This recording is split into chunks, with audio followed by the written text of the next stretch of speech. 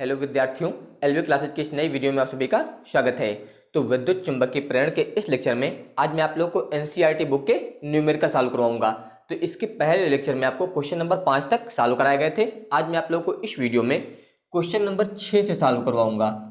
तो इसमें question number 6 यहाँ पर दिया गया है कि एक वृत्ताकार कुंडली जिसकी त्रिज्या 8 सेंटीमीटर तथा फेरों की संख्या जो है 20 है, अपने ऊर्ध्वाधर व्यास के परिता जो है 50 रेडियन सेकंड इनवर्स की कोणीय आवृत्ति से जो है 3 गुणे 10 की घात -2 टेस्ला के एक समान चुंबकीय क्षेत्र में घूम रही है।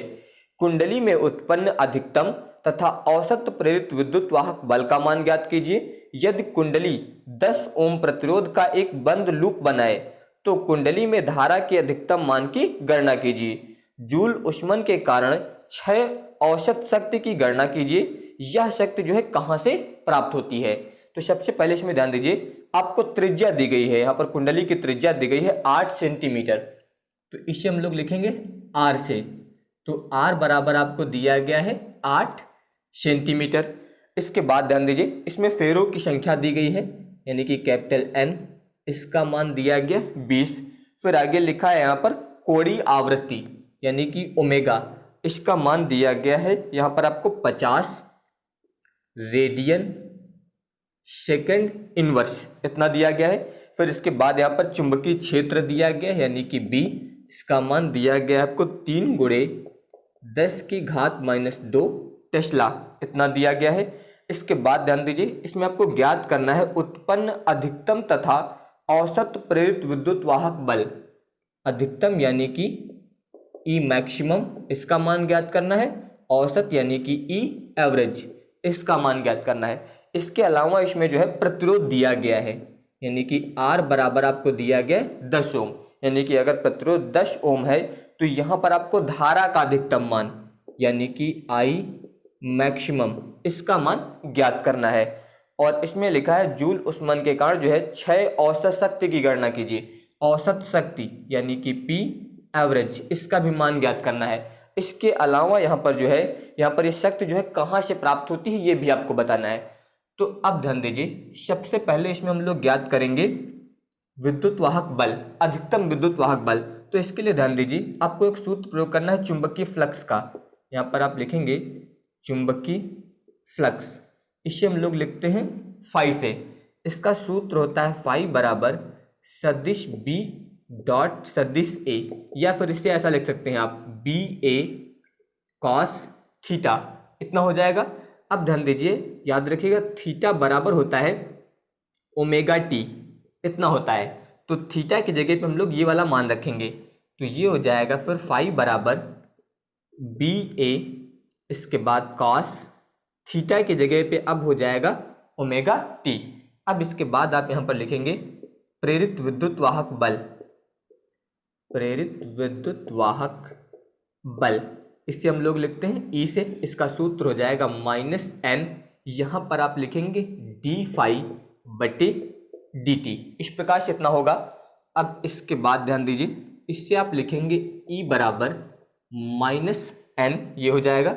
इसके बाद d फाई का अब मान रखना है आपको यहाँ से। तो फाई का मान ध्यान दीजिए, ये है BA कॉस ओमेगा टी, तो फाई की जगह पे हो जाएगा BA कॉस ओमेगा टी, इतना हो जाएगा। बटे में यहाँ पर हो जाएगा dt। E बराबर यहाँ पर हो जाएगा -N, इसके अलावा आप B बाहर कर दीजिए, A बाहर कर दीजिए, यहाँ पर हो जाएगा d/dt और ये हो जाएगा cos ओमेगा t, इतना हुआ। इसके बाद ध्यान दीजिए E बराबर -NBA, यहाँ पर cos ओमेगा t का अवकलन करना है t के सापेक्ष। तो cos ओमेगा t का अवकलन होता है माइनस साइन ओमेगा टी, इतना होगा। यहाँ पर cos ओमेगा टी का हो जाएगा माइनस साइन ओमेगा टी, और जब ओमेगा टी का हम लोग दोबारा से करेंगे तो ओमेगा आ जाएगा, टी का 1 हो जाएगा, तो वही ओमेगा आपको यहाँ पर लिख देना है इस प्रकार से। यानी कि E बराबर, इससे आप लिखेंगे N B A omega, minus minus plus हो जाएगा, यहाँ पर हो जाएगा साइन ओमेगा टी, इतना हुआ। अब इसके बाद आप लिखेंगे यहाँ पर अधिकतम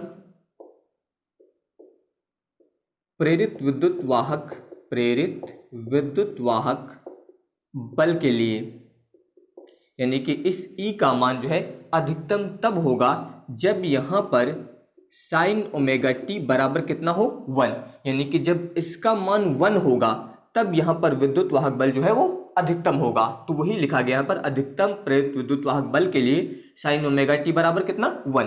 तो जब इसका मान हम लोग 1 ले लेंगे तो यहाँ पर जो विद्युत वाहक बल है फिर ये अधिकतम हो जाएगा, यानी कि ई मैक्सिमम। तो यहाँ पर आएगा एन बी ए ओमेगा, इतना हो गया, इसका मान 1 ले लिया गया। तो अब ये हो जाएगा ई मैक्सिमम बराबर एन का मान रखेंगे, एन का मान आपको दिया गया 20 गुणे बी का मान आपको दिया गया, ध्यान दीजिए 3 गुणे 10 की घात -2, 3 गुणे 10 की घात -2। ए यहाँ पर ध्यान दीजिए ए यानी कि क्षेत्रफल, इसका मान नहीं दिया गया, तो क्षेत्रफल की जगह पे आपको ये यूज करना है पाई आर स्क्वायर। ए की जगह पे आप लिखेंगे पाई आर स्क्वायर, यानी कि क्षेत्रफल है। इसके बाद ध्यान दीजिए ओमेगा, ओमेगा का मान भी आपको दिया गया है 50।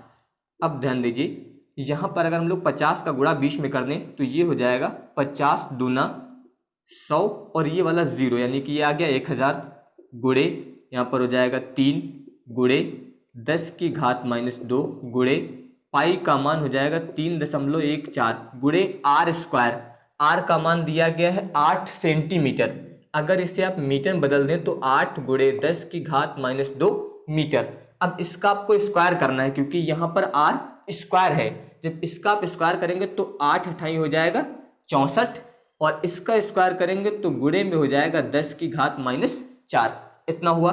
अब इसके बाद ध्यान दीजिए यहाँ पर 1000 का मतलब 10 की घात 3 लिख सकते हैं, गुणे यहाँ पर 10 की घात -2 और 10 की घात -4, इससे आप लिख सकते हैं 10 की घात -6 गुणे इसका आप गुणा कर दीजिए, इसमें 3 चौक 12, 3 छंग 18 1 19 गुणे 3.14, इतना हो जाएगा। इसके बाद यहाँ पर ध्यान दीजिए इसे आप घटाएंगे तो ये आ जाएगा 10 की घात -6 से 3 घटेंगे -3 गुणे में यहाँ पर 192 गुणे 3.14, इतना हुआ। इन दोनों का गुणा करके इसे जब आप शुद्ध करके लिखेंगे तो ई मैक्सिमम बराबर आएगा 0.603 वोल्ट। तो ये यहाँ पर जो है अधिकतम प्रेरित विद्युत वाहक बल का मान हो जाएगा। आप लोग यहाँ पर इसे गुणा करेंगे, उसके बाद जब शुद्ध करेंगे तो वहाँ पर इसका मान इतना आ जाएगा। तो ये आ गया अधिकतम विद्युत वाहक बल यानी कि ई मैक्सिमम।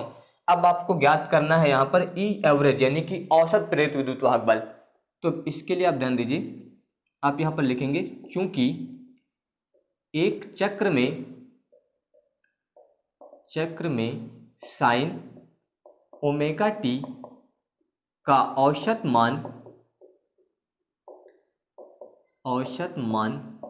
0 होता है, यानी कि जो साइन ओमेगा टी है इसका जो औसत मान होता है एक चक्र के लिए वो 0 होता है। तो अगर इसका मान 0 होता है तो इसलिए आप यहाँ पर बताएंगे अब ई एवरेज बराबर, अब ध्यान दीजिए यहाँ से इसके अनुसार साइन ओमेगा टी है, इसका मान एक चक्र के लिए 0 होता है, तो जब इसका मान 0 होगा तो इसका मतलब जो औसत प्रेरित विद्युत वाहक बल होगा इसका भी मान क्या हो जाएगा 0 हो जाएगा। तो इस प्रकार ये इतना आ गया। अब इसके बाद ध्यान दीजिए आपको इसमें धारा का अधिकतम मान ज्ञात करना है। तो अब ध्यान दीजिए आई मैक्सिमम बराबर ई मैक्सिमम बटे आर, इतना हो जाएगा। ई मैक्सिमम इसका मान ये ज्ञात किया गया था 0.603 बटे आर का मान आपको दिया गया है 10 ओम, तो यहाँ पर हो जाएगा 10, यानी कि आई मैक्सिमम बराबर 10 से इसको भाग करेंगे तो 0.1 अंक और आगे आ जाएगा, यानी कि हो जाएगा 0.0603 एम्पियर। तो ये यहाँ पर जो है अधिकतम धारा का मान आ गया। इसके अलावा इसमें आपको औसत व्यय शक्ति ज्ञात करनी है। तो अब ध्यान दीजिए यहाँ पर पी एवरेज बराबर, इसके लिए यहाँ पर हम लोग सूत्र यूज करेंगे 1/2, ये होता है E maximum square by R, ये सूत्र होता है। इसमें मान रखेंगे तो 1/2 ई मैक्सिमम, इसका मान हम लोगों ने ज्ञात किया है, तो यहाँ पर हो जाएगा 0.603 का होल स्क्वायर बटे आर, आर का मान यहाँ पर हो जाएगा 10, इतना हुआ। इसके बाद इससे आप लिख सकते हैं 0.603 का होल स्क्वायर बटे में हो जाएगा 10 दूनी 20।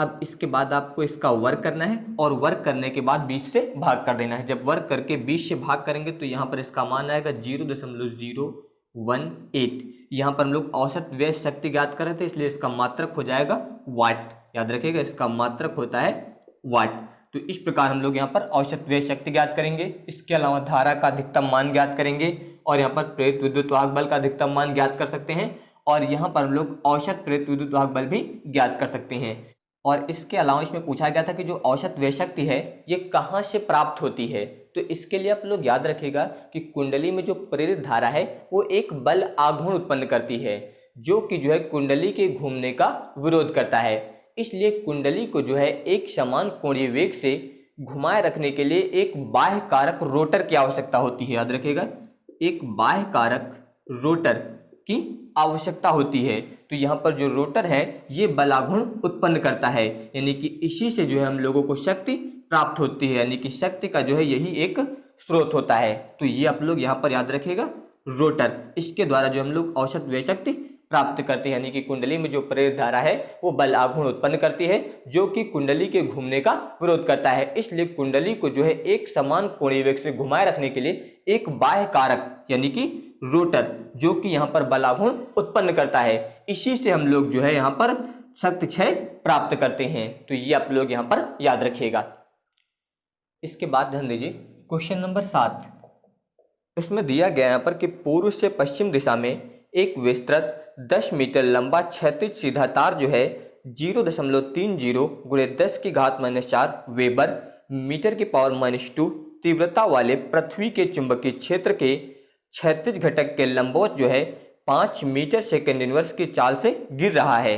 इसके बाद आगे इसमें लिखा है कि तार में प्रेरित विद्युत वाहक बल का तात्क्षणिक मान क्या होगा, विद्युत वाहक बल की दिशा क्या है, इसके अलावा तार का कौन सा सिरा जो है उच्च विभव पर है, ये आपको ज्ञात करना है। तो सबसे पहले ध्यान दीजिए, पूर्व से पश्चिम दिशा में जो है एक 10 मीटर लंबा, यानी कि यहाँ पर आपको लंबाई दी गई है L बराबर 10 मीटर। इसके अलावा यहाँ पर ध्यान दीजिए लिखा है 0.30 गुणे 10 की घात -4 वेबर, इसके बाद मीटर की पावर -2 तीव्रता वाले पृथ्वी के चुंबकीय क्षेत्र के क्षैतिज घटक यानी कि BH, या फिर आप इसे B से प्रदर्शित कर सकते हैं। इसमें यहाँ पर ध्यान दीजिए 5 metre second inverse, 5 metre second inverse, ये यहाँ पर आपको वेग दिया गया है।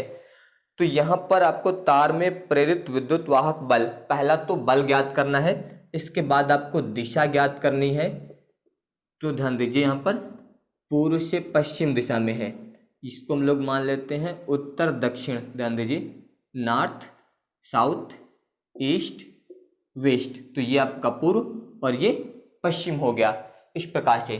तो यहाँ पर आपको ज्ञात करना है विद्युत वाहक बल पहले तो इसके लिए हम लोग सूत्र प्रयोग करेंगे E बराबर BVL, क्योंकि इसमें बताया गया था यहाँ पर लंबवत। ध्यान दीजिए आपको क्वेश्चन में दिया गया था, इसमें तो क्षैतिज घटक के लंबवत जो है 5 मीटर सेकेंड इनवर्स की चाल से गिर रहा है, इसलिए यहाँ पर E बराबर हम लोग प्रयोग करेंगे BVL। तो E बराबर इसका मान रख दीजिए, यहाँ पर हो जाएगा 0.30 गुणे 10 की घात -4, V का मान हो जाएगा 5 गुणे L का मान हो जाएगा 10, यानी कि E बराबर यहाँ पर इसका इसमें गुणा कर दीजिए तो ये हो जाएगा 5×15, ये यहाँ पर 0, 2 अंक दशमलव दिया गया, 2 अंक दशमलव लगा दीजिए गुणे 10 की घात। ध्यान दीजिए यहाँ पर -4 है, यहाँ पर 1, -4 से ये वाला घटेगा तो यहाँ पर आ जाएगा -3, यानी कि E बराबर 1.5 गुणे 10 की घात -3 वोल्ट, इतना आएगा। इससे आप ऐसा लिख सकते हैं E बराबर 1.5, 10 की घात -3 को आप मिली में बदल दीजिए, यानी कि मिली वोल्ट। तो ये यहाँ पर आ गया विद्युत वाहक बल, ये एक आंसर हो गया। इसके अलावा इसमें आपको ज्ञात करनी है प्रेरित धारा की दिशा। तो ध्यान दीजिए प्रेरित विद्युत वाहक बल या फिर बोल सकते हैं प्रेरित धारा की दिशा ज्ञात करनी है। तो इसके लिए ध्यान दीजिए यहाँ पर ये आपको दिया गया है चुंबकीय क्षेत्र यानी कि BH। तो जो फ्लेमिंग के दाएं हाथ का नियम है उसके बारे में आपको बताया गया था, यानी कि उस नियम के द्वारा हम लोग प्रेरित धारा की दिशा ज्ञात करते हैं। तो फ्लेमिंग के दाएं हाथ का नियम बताया गया था आपको कि यदि हम अपने दाएं हाथ की तर्जनी, मध्यमा, इसके अलावा अंगूठा तीनों को परस्पर लंबवत रखें तो इस स्थिति में अंगूठा जो होता है ये चालक की गति की दिशा को प्रदर्शित करता है। इसके अलावा जो तर्जनी होती है ये चुंबकीय क्षेत्र की तीव्रता की दिशा को प्रदर्शित करती है। तो मध्यमा जो है यहाँ पर प्रेरित धारा की दिशा को प्रदर्शित करेगी। यानी कि इस स्थिति में यहाँ पर जो प्रेरित धारा की दिशा होगी वो इस प्रकार से होगी आई, यानी कि ये आपका पूर्व है, ये पश्चिम है, तो पश्चिम से पूर्व की ओर होगी। ये आप लोग याद रखिएगा। यहाँ पर आप बता सकते हैं फ्लेमिंग के दाएं हाथ के नियम से प्रेरित धारा की दिशा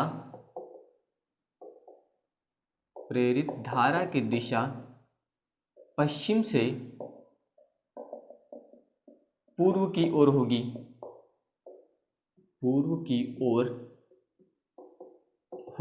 तो इस प्रकार से हम लोग प्रेरित धारा की दिशा ज्ञात कर सकते हैं। इसके अलावा इसमें जो है कौन सा सिरा जो है उच्च विभव पर है, इसके बारे में आपको बताना है। तो यहाँ पर ध्यान दीजिए, यहाँ पर आप लिखेंगे इलेक्ट्रॉन पर बल,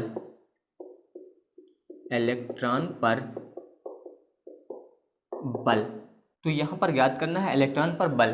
तो इलेक्ट्रॉन पर जो आवेश होता है वो होता है -e।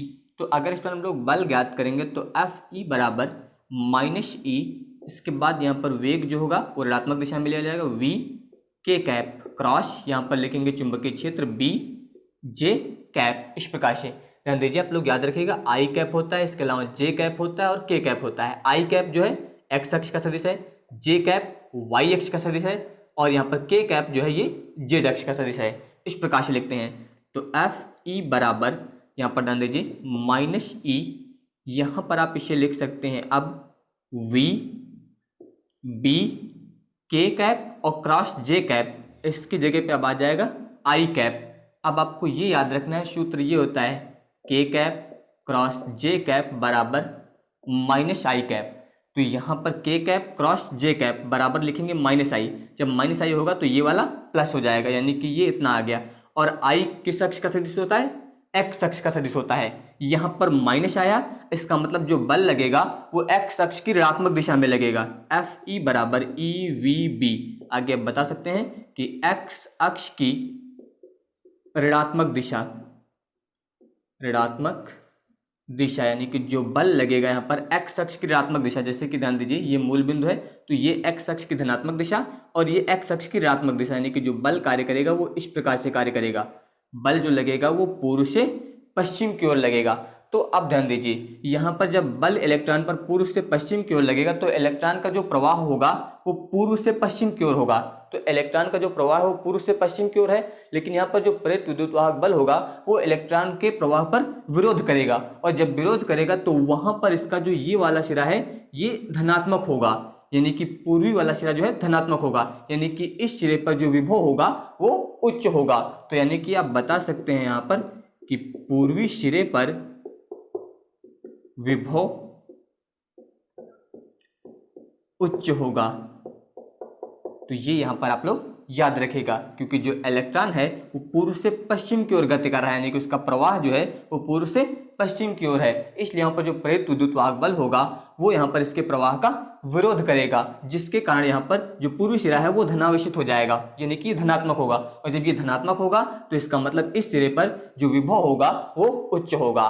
तो इस प्रकार से आप यहाँ पर ये ज्ञात कर सकते थे। अब इसके बाद ध्यान दीजिए क्वेश्चन नंबर 8, इसमें दिया गया है कि किसी परिपथ में 0.1 सेकंड में धारा जो है वो 5 एम्पियर से 0 एम्पियर तक गिरती है। यदि औसत प्रेरित विद्युत वाहक बल 200 वोल्ट है तो परिपथ में स्वप्रेरकत्व का आकलन कीजिए। तो सबसे पहले यहाँ पर ध्यान दीजिए 0.1 सेकंड में, यानी कि डेल्टा टी बराबर आपको दिया गया है 0.1 सेकंड में जो धारा है वो 5 एम्पियर से 0 एम्पियर तक गिरती है, यानी कि डेल्टा आई बराबर आप बताएंगे 0 -5, यानी कि बराबर -5 एम्पियर, इतनी हो जाएगी। इसके अलावा आप इसमें ध्यान दीजिए 200 वोल्ट प्रेरित विद्युत वाहक बल E बराबर 200 वोल्ट, यहाँ पर आपको प्रेरकत्व ज्ञात करना है। तो सूत्र होता है E बराबर -L, यहाँ पर डेल्टा आई बटे डेल्टा टी। तो अगर यहाँ से हम लोग L का मान ज्ञात करें तो ये इधर बटे में आएगा, यानी कि इसे आप लिख सकते हैं -E बटे में हो जाएगा डेल्टा आई बटे डेल्टा टी। इसमें हम लोग मान रखेंगे तो -E का मान है 200, यहाँ पर हो जाएगा 200 बटे इसके बाद डेल्टा आई, इसका मान यहाँ पर रखा जाएगा -5, फिर बटे डेल्टा टी, इसका मान है 0.1, इतना हुआ। अब इसके बाद ध्यान दीजिए माइनस माइनस प्लस हो जाएगा, यहाँ पर 200 गुणे ये पलट के ऊपर जाएगा तो 0.1 बटे में 5, 5 से इसको कैंसिल कर दीजिए, 5 चौक को 20, 0 यानी कि ये आया 40, 40 का गुणा 0.1 में करेंगे तो ये आ जाएगा 4.0 यानी कि बराबर 4 हेनरी। तो ये यहाँ पर इसका आंसर हो जाएगा। इसके बाद ध्यान दीजिए क्वेश्चन नंबर 9, इसमें दिया गया कि पास पास रखे कुंडलियों के एक युग्म का अन्योन्य प्रेरकत्व तो 1.5 हेनरी है। यदि एक कुंडली में 0.5 सेकंड में धारा 0 से 20 एम्पियर परिवर्तित हो तो दूसरी कुंडली की फ्लक्स बद्धता में कितना परिवर्तन होगा। तो यहाँ पर ध्यान दीजिए आपको अन्योन्य प्रेरकत्व तो दिया गया है यानी कि M, इसका मान आपको यहाँ पर दिया गया है 1.5 हेनरी, इतना हो गया। इसके अलावा कुंडली में 0.5 सेकंड में समय दिया गया है, 0.5 सेकंड में जो धारा है वो यहाँ पर 0 से 20 एम्पियर, 0 से 20 यानी कि डेल्टा, यहाँ पर आप लिखेंगे डेल्टा I1 बराबर 0 से 20 पहुँच रही है यानी कि 20 माइनस 0 करेंगे तो बराबर आ जाएगा 20 एम्पियर, इतना हुआ। यहाँ पर आपको इसमें ज्ञात करना है फ्लक्स बद्धता में कितना परिवर्तन हुआ यानी कि डेल्टा फाई, इसका मान आपको यहाँ पर ज्ञात करना है। तो अब ध्यान दीजिए सबसे पहले यहाँ पर फ्लक्स का जो सूत्र होता है φ2 बराबर ये हो जाएगा M/I1, इतना होता है। अगर इधर हम लोग फ्लक्स परिवर्तन यूज करेंगे यानी कि डेल्टा φ2 तो ये हो जाएगा M डेल्टा I1, इसमें मान रखिए तो M का मान है 1.5, डेल्टा I1 इसका मान है 20, गुणा कर दीजिए 15 दूनी 30, ये वाला 0 लग जाएगा, एक अंक पे दशमलव लगा देंगे यानी कि बराबर 30। यहाँ पर हम लोग फ्लक्स परिवर्तन ज्ञात कर रहे थे इसलिए इसका मात्रक हो जाएगा वेबर, ये यहाँ पर इसका आंसर हो जाएगा। इसके बाद ध्यान दीजिए क्वेश्चन नंबर 10, इसमें यहाँ पर दिया गया है कि एक जेट प्लेन पश्चिम की ओर 1800 किलोमीटर प्रति घंटे के वेग से गतिमान है। यहाँ पर आपको वेग दिया गया है v बराबर 1800 किलोमीटर प्रति घंटे के वेग से। इसके अलावा इसमें लिखा है कि प्लेन के पंख जो है 25 मीटर लंबे हैं, पंखों की लंबाई दी गई है आपको 25 मीटर। आगे लिखा है इनके सिरों पर कितना विभवांतर उत्पन्न होगा। विभवांतर आपको यहाँ पर ज्ञात करना है। पृथ्वी के चुंबकीय क्षेत्र का मान जो है उस स्थान पर, पृथ्वी के चुंबकीय क्षेत्र BE, इसका मान आपको यहाँ पर दिया गया है 5 × 10⁻⁴ टेस्ला तथा नत्य कोण यानी कि थीटा 30 अंश ये दिया गया है। तो यहाँ पर जो जेट प्लेन है इसमें ध्यान दीजिए बताया गया कि पश्चिम की ओर जो है 1800 किलोमीटर प्रति घंटे के वेग से गतिमान है। तो ये पश्चिम की ओर गतिमान है, इसका मतलब इसके पंख जो है ये यहाँ पर चुंबकीय क्षेत्र के ऊर्ध्वाधर घटक को काटेंगे। अगर यहाँ पर इसको काटेंगे तो यहाँ पर हम लोग सूत्र यूज करेंगे V बराबर BVL, इसकी जगह पे हम लोग ऊर्ध्वाधर घटक यूज करेंगे यानी कि BV। और यहाँ पर ध्यान दीजिए पृथ्वी के जो चुंबकीय क्षेत्र है इसका मान आपको दिया गया है, इसके अलावा नत्य कोण का मान दिया गया है, इसलिए BV बराबर हम लोग यूज करेंगे BE sin थीटा। ये यहाँ पर जो है चुंबकीय क्षेत्र का ऊर्ध्वाधर घटक हो जाएगा। अब ध्यान दीजिए V बराबर इसकी जगह पे ये वाला मान रख दीजिए यानी कि BE sin थीटा, इतना हुआ VL। अब इसके बाद ध्यान दीजिए वेग किलोमीटर प्रति घंटे में दिया गया और ये मीटर में है तो इसे भी मीटर प्रति सेकंड बदल दीजिए। तो 1800 किलोमीटर प्रति घंटे को मीटर प्रति सेकंड में बदलने के लिए गुणा करते हैं 5/18 से। जब इससे गुणा किया जाएगा तो ये बदल जाएगा मीटर प्रति सेकंड में। ध्यान दीजिए 18 से इसको कैंसिल कर दीजिए, ये आएगा 100, 100 का गुणा 5 में करेंगे तो ये आ जाएगा 500 मीटर प्रति सेकंड। अब इसमें हम लोग मान रखेंगे तो इसका मान आपको दिया गया है 5 × 10⁻⁴। इसके बाद साइन थीटा का मान आपको दिया गया है 30 अंश गुणे V, इसका मान हम लोगों ने ज्ञात किया है 500 × L, इसका मान हो जाएगा 25। इस प्रकार इतना हुआ, ये हो जाएगा 5 × 10⁻⁴ गुणे साइन 30 का मान होता है 1/2 गुणे 500 × 25। इसको हम लोग कैंसिल कर देंगे तो यहाँ पर आ जाएगा 250। इसके बाद ध्यान दीजिए, अगर इसका गुणा हम लोग इसमें करेंगे तो 25 गुणे 25 करने पर आएगा 625। ये वाला 0 लग जाएगा। गुणे 5 गुणे 10 की घात -4, इसका गुणा करेंगे तो ये आएगा 0। यहाँ पर हम 25, 5 दूनी 10, 2 12, इसके बाद 5 छक्का 30, 30 और 1 31, इतना हुआ। गुणे 10 की घात -4। अभी इसमें जो दशमलव है वो यहाँ लास्ट पर है, अगर ये दशमलव हम लोग इधर ले आए, यानी कि इसको ऐसा लिख दिया जाए 3.1 1 2 5, इस प्रकार से 4 अंक इधर आएगा तो घात प्लस में 4 बढ़ेगी तो ये यहाँ से समाप्त हो जाएगा, यानी कि ये आ गया 3.125। यहाँ पर हम लोग ज्ञात कर रहे थे विभवांतर, इसलिए यहाँ पर हो जाएगा वोल्ट, तो ये यहाँ पर इसका आंसर हो जाएगा। तो अगर आप सभी को ये वीडियो पसंद आया हो तो इस वीडियो को लाइक, शेयर और चैनल को सब्सक्राइब जरूर करिएगा। धन्यवाद।